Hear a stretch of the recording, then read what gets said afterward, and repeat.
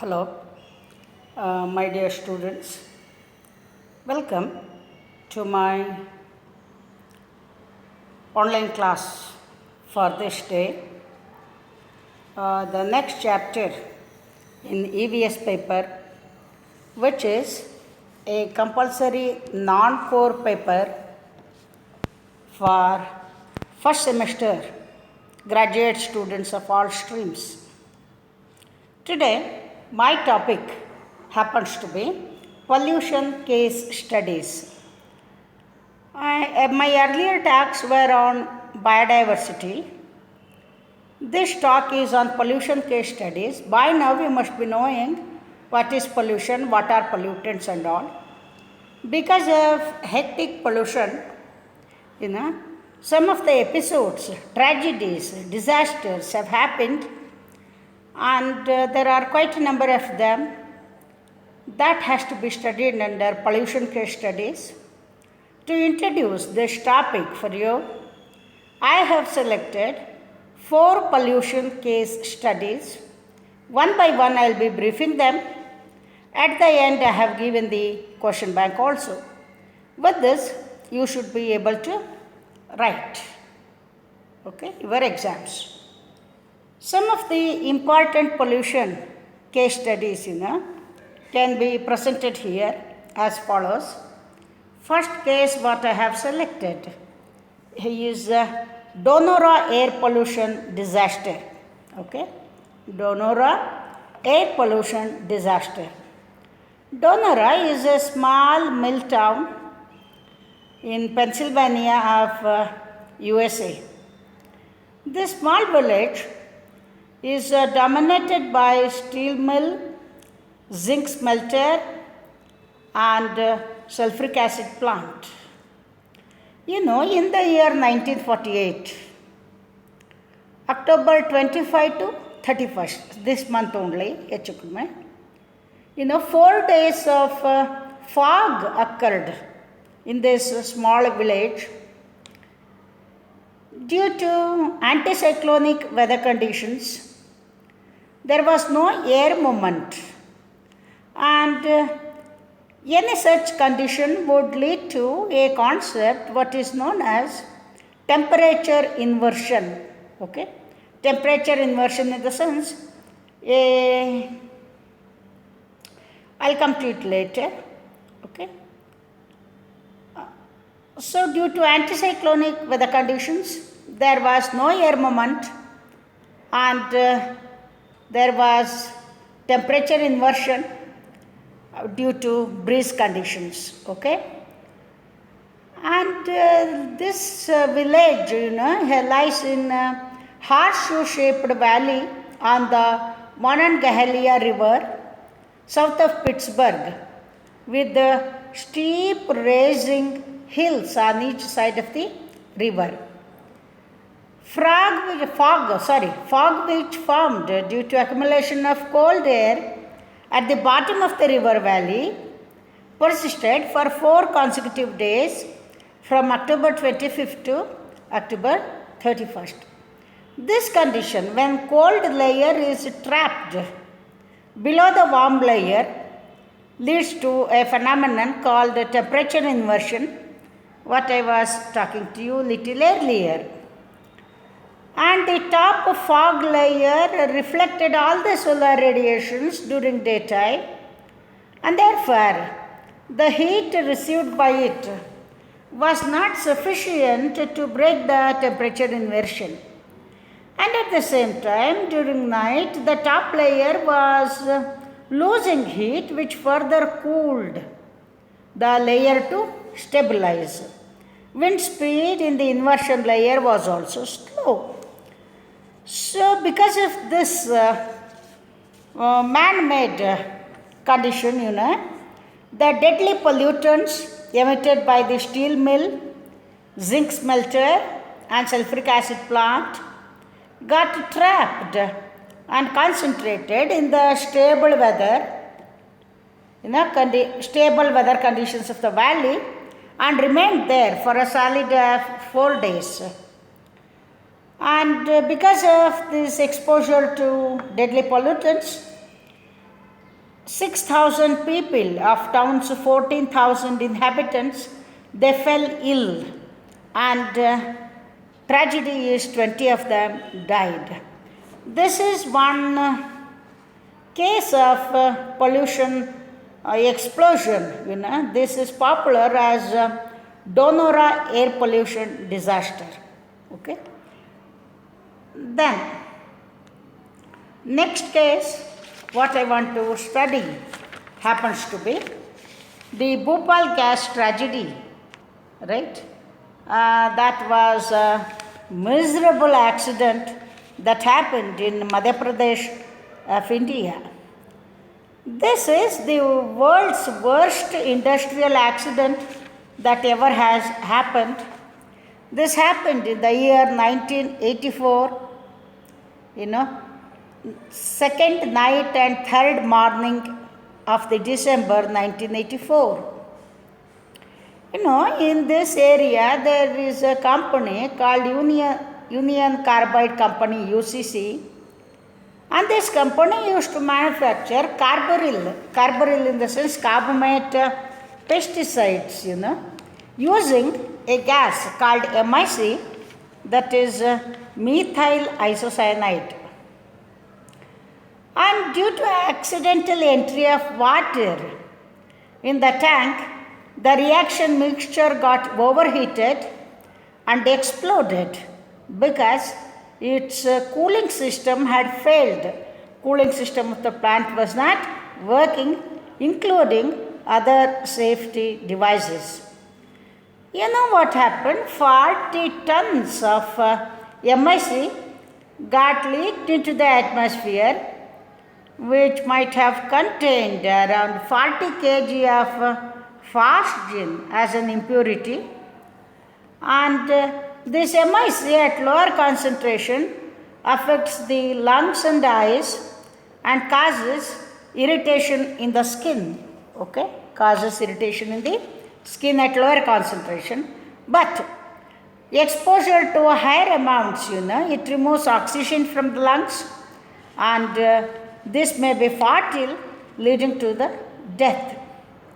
So in the winter night of December, there were fog-like clouds over south and east of the plant.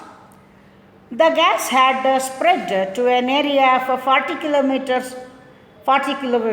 square kilometers, and about 5,100 persons were killed.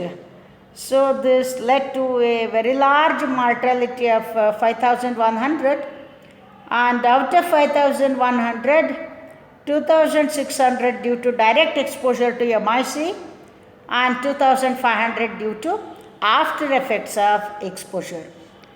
About 250,000 persons got exposed to this MEEC, and around 65 people suffered from severe eye, respiratory, neuromuscular, gastrointestinal and gynecological disorders. About 1,000 persons became blind, and it costed about $570 million to clean up the damage settlement, But this whole tragedy could have been avoided had the company spent about $1 million for safety equipments. So failure lies there. This is one landmarking historical pollution case study, very disastrous, very pitiable condition. This I thought, let me introduce to you people. I don't know whether you were born at that time or not. Maybe you were small children even if you were born. So this is second case study what I selected to introduce you the concept of pollution case studies. Now let us go to the third one. This occurred in suburb of Niagara Falls, New York. This case is popular as love canal study. Don't mistake for the word love. This canal was built by William Love okay, name of the person who built it. The lake was later dug up and was used to dump sealed steel drums of chemical waste by a company called Hooker Chemicals and Plastics between the year 1942 to 1953. So this canal was closed and then later it was dug up, for this served as a dumping site for dumping the chemicals by Hooker Chemicals and Plastics Corporation. And this dumping took place for quite a long period since 1942 to 53. But in 1953, the dump site was covered with clay and topsoil by the company, and it was sold to the city of board education, right? And this board constructed an elementary school on that site, and few houses were also built near the school. But everything went on well till 1975, and in 1976, the residents in those houses started complaining of foul smell, and the children playing in the canal area received chemical burns. And in 1977, the corroded steel containers which were dumped long back started leaking the chemicals into the storm sewers, basement of homes, and school playground. And they found that around 26 toxic organic compounds were identified. And the dumping site was again covered with clay, and the leaking wastes were pumped to new treatment plant, and the affected families were relocated. This is one more instance of case study of pollution disaster which I wanted to introduce. I have selected for my lecture 4 case studies, and the fourth one, very disastrous. It is Chernobyl nuclear disaster. Chernobyl nuclear disaster. This was a nuclear accident which occurred at Chernobyl, Ukraine, USSR on 26th April 1986. Due to faulty operations of shutting down the plant. This is a nuclear plant basically meant to produce electricity. While shutting down the plant, the explosion occurred because there were faulty operations which took place while shutting the reactor. And explosion occurred in the reactor, and around 1.23 hours on April 1986, this explosion occurred. And exactly 3 seconds later, another explosion occurred, making the situation still worse. 1,000-ton steel concrete lid of the reactor 4, they would name the reactor 1, 2, 3, 4. Reactor 4 steel lid was blown off, which was weighing 1,000 ton. Then you can imagine the severity of explosion. Then fire started at the reactor due to the combustion of graphite rods, And the reactor temperature, soared more than to 2000 degrees Celsius, and fuel and radioactive debris spread out in a volcanic cloud of molten mass of core and gases. This was the tragedy. And the debris and gases drifted over most of the northern hemisphere. Poland, Denmark, Sweden, Norway were the severely affected countries. On the first day of the accident itself, around 31 people died and 239 people were hospitalized. And plume was very rich in iodine 131, cesium 134 and 137, all are radioactive. and about 5,76,000 people were exposed to these radioactive radiations and suspected to suffer from cancers, especially thyroid cancer and leukemia, because there was a radioactive iodine which on priority basis attacks the thyroid gland. More than 2,000 people died, and many suffered from skin ulcers, hair loss, nausea, anemia, etc. Okay.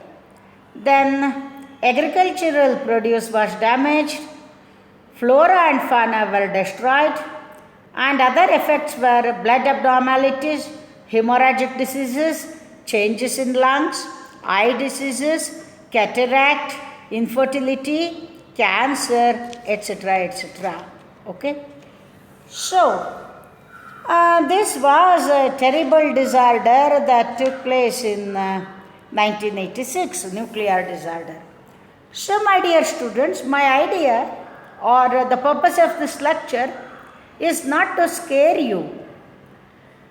By chance, with the pollution rates, going up like this, if any disasters like this happen in India, are we going to sustain them?